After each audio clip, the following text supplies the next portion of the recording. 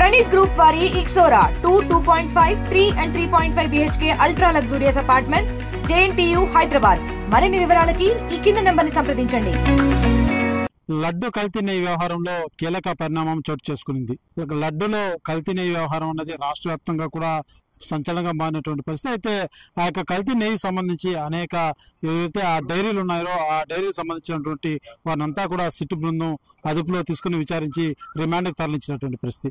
ఈ నేపథ్యంలో నలుగురితో పాటు మరొక ఇద్దరిని కూడా అరెస్టు చేసి విచారించినటువంటి సిట్టు బృందం వారిని కూడా విచారించిన నేపథ్యంలో వారిని తిరిగి రిమాండ్కి తరలిస్తున్నటువంటి పరిస్థితి నెలకొందని చెప్పాలి. అయితే ఒక్కసారిగా లడ్డు కల్తీ నెయ్యి వ్యవహారంలో ఎవరైతే ప్రధానంగా ఉద్యోగస్తులు కూడా ఇందులో ఇన్వాల్వ్ అయి ఉన్నారనేసి గతంలో వచ్చినటువంటి ఆరోపణలన్నీ కూడా నిజం చేస్తూ గడిచిన 2 రోజుల క్రితం టీటీడీ ఉద్యోగస్తులకి సిట్టు బృందం కూడా నోటీసులు జారీ చేసినటువంటి పరిస్థితి.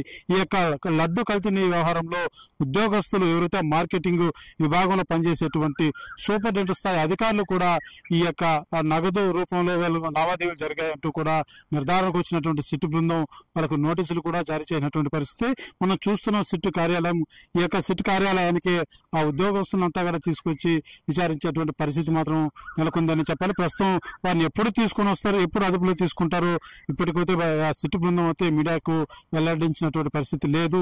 అయితే సమాచారం మాత్రం మనకు తెలియజేస్తున్నటువంటి పరిస్థితి. అయితే ఉద్యోగస్తులు ఎవరైతే ఈ యొక్క ఆ టీటీడీలో పనిచేసేటువంటి ముఖ్యంగా ఆ మార్కెట్ విభాగంలో పనిచేసేటువంటి ఉద్యోగస్తులు ఈ యొక్క డైరీలకు సంబంధించి ఎవరైతే ఇప్పటికే రిమాండ్లో ఉన్నారో ఆ డైరీలకు సంబంధించి వారితో వీళ్ళంతా కూడా డబ్బు కోసం కక్కుర్తిపడి ఈ రకమైనటువంటి వ్యవహారాలన్నీ కూడా నడిపినట్టుగా సిట్టు బృందం అయితే ప్రాథమికంగా అంచనాకు వచ్చి వారికంతా కూడా నోటీసులు జారీ చేసినటువంటి పరిస్థితి. ఈ నేపథ్యంలోనే ఖచ్చితంగా వారిని అంతా కూడా విచారించి ఈ యొక్క కల్తీ నెయ్యి వ్యవహారంలో ఏ స్థాయి ఈ యొక్క డబ్బులు ముడుపులు వీళ్ళకి అందాయి, ఏ రకంగా వీళ్ళకు ఆ యొక్క డైరీలకు ఈ యొక్క ఎంప్లాయీస్కి ఎటువంటి ఒప్పందాలతో వీరు ఈ రకమైనటువంటి చర్యలకు పాల్పడ్డారనే కోణంలో మాత్రం సిట్టు బృందం విచారించేటువంటి పరిస్థితి మాత్రం నెలకొందని చెప్పాలి.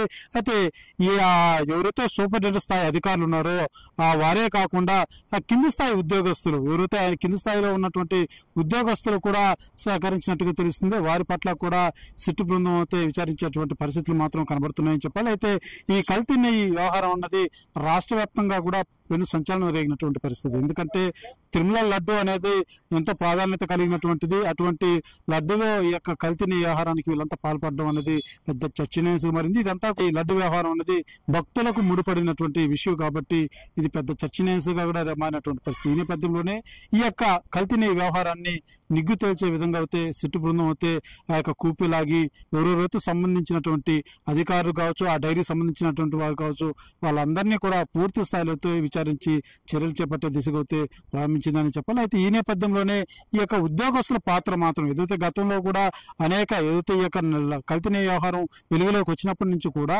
ఉద్యోగస్తుల పాత్ర కూడా ఉంది అన్న అనుమానాలు అనేక సార్లు వ్యక్తమైనప్పటికీ అది నిర్ధారణ కానటువంటి పరిస్థితి. అయితే ఈ నేపథ్యంలోనే ఇరాన్లో ఉన్నటువంటి వారు కావచ్చు, ఇప్పటికే ఆ యొక్క డైరీకి సంబంధించినటువంటి వారిని అంతా విచారించినటువంటి సిట్టు బృందం సరైనటువంటి ఆధారాలతోటే ఈ యొక్క ఎంప్లాయీస్ అందరికి కూడా నోటీసులు జారీ చేయనట్టుగా తెలుస్తుంది.